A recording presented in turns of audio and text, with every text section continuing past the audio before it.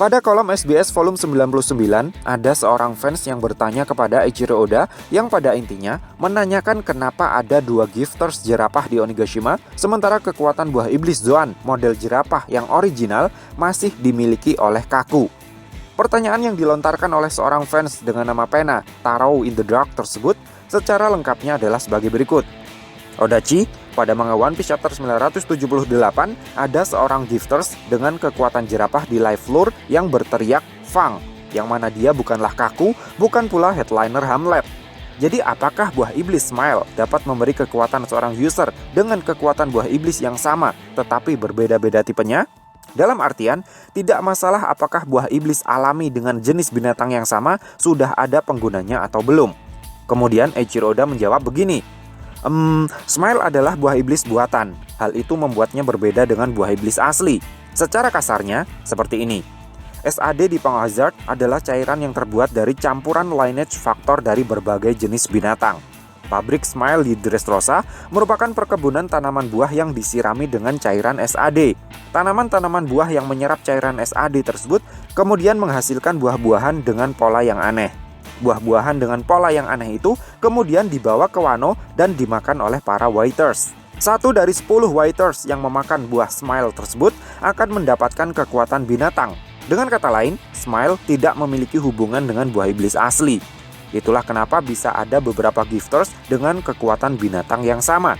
Oleh sebab itu, buah iblis artificial tipe Logia, Paramecia, dan Mythical Zoan tidak bisa dibuat karena lineage factor hanya bisa diekstrak dari organisme yang masih eksis. Itulah batasan kemampuan Caesar sebagai seorang ilmuwan. Namun sang ilmuwan jenius Vegapunk mungkin bisa atau mungkin tidak bisa melampaui batasan tersebut. Nah, jawaban Eiichiro Oda di sini jelas mengatakan kalau kemampuan Caesar Clone terbatas hanya mampu menggunakan lineage factor organisme yang masih eksis untuk membuat artificial devil fruit.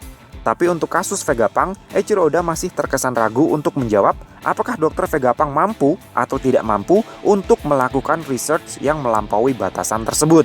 Dengan kata lain, Eiichiro Oda masih belum memutuskan apakah Vegapunk akan mampu membuat buah iblis artificial tipe Logia dan Paramecia atau tidak. Namun karena buah iblis artificial tipe Mythical Zoan saja sudah berhasil dia ciptakan, yaitu buah iblis Mythical Zoan Uo Uo no Mi model Seiryu yang dimakan oleh Momonosuke, maka tidak mustahil jika nanti Eiichiro Oda akan memutuskan bahwa Vegapunk benar-benar mampu menciptakan buah iblis artificial tipe Logia dan Paramecia. Teori saya begini, sebenarnya mustahil untuk bisa mengambil lineage faktor dari elemen alam atau elemen-elemen abstrak seperti daya magnet, daya tarik, daya lentur, sex appeal, cinta kasih, dan lain-lain. Karena elemen-elemen tersebut tidak memiliki sel atau kesadaran yang bisa dipindah tangankan. Namun kasusnya akan berbeda ketika elemen-elemen tersebut sudah menyatu ke dalam tubuh seorang manusia, seorang DF user. Dugaan saya, setelah seorang manusia memakan sebutir buah iblis, maka lineage faktor si buah iblis akan bersatu dengan lineage faktor si pemakannya. Jadi jika ada seorang manusia memakan buah iblis Mera-Mera no Mi, maka di dalam tubuhnya bisa ditemukan lineage faktor elemen api. Lineage faktor yang ada di dalam si DF user itulah yang kemudian bisa diambil oleh Vegapunk, karena mustahil untuk mengambil lineage faktor elemen api dari kobaran api yang asli.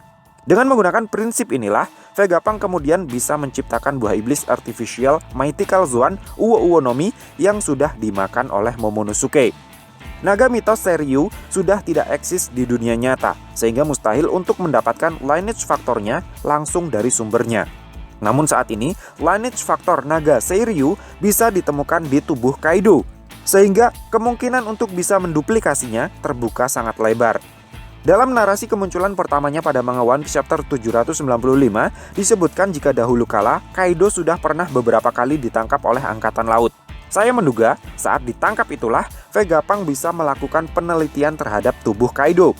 Oleh karena pada saat diteliti, Kaido sudah memakan buah iblis Mythical Zoan Uo Uo no Mi model Seiryu, yang divalidkan dengan perkataan Big Mom pada manga One Piece chapter 999 yang menyebutkan kalau dialah orang yang sudah memberikan buah iblis Uo Uo no Mi tersebut kepada Kaido setelah tragedi God Valley, maka saat tubuhnya diteliti oleh Vegapunk, Kaido sudah memiliki kekuatan naganya tersebut.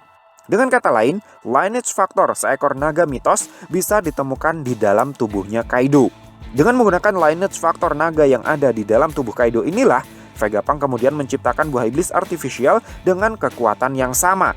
Dan persis seperti yang disebutkan oleh Eiichiro Oda pada kolom SBS volume 99 tadi, buah iblis artificial tidak ada hubungannya dengan buah iblis yang asli.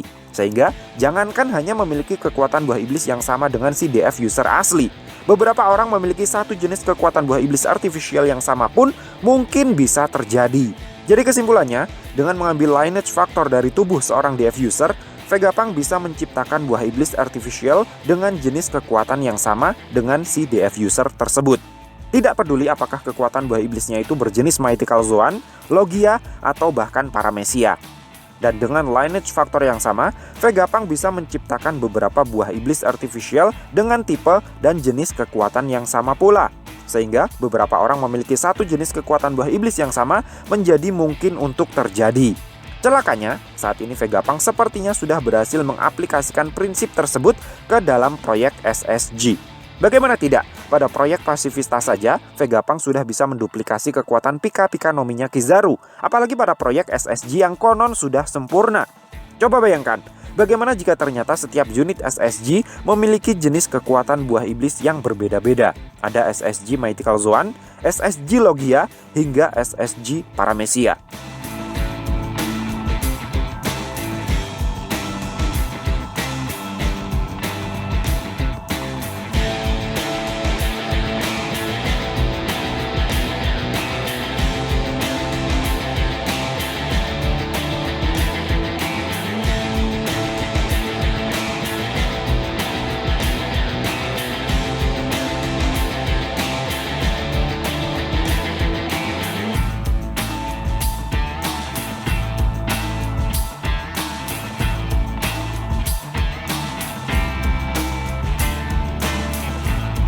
Sangar gak tuh?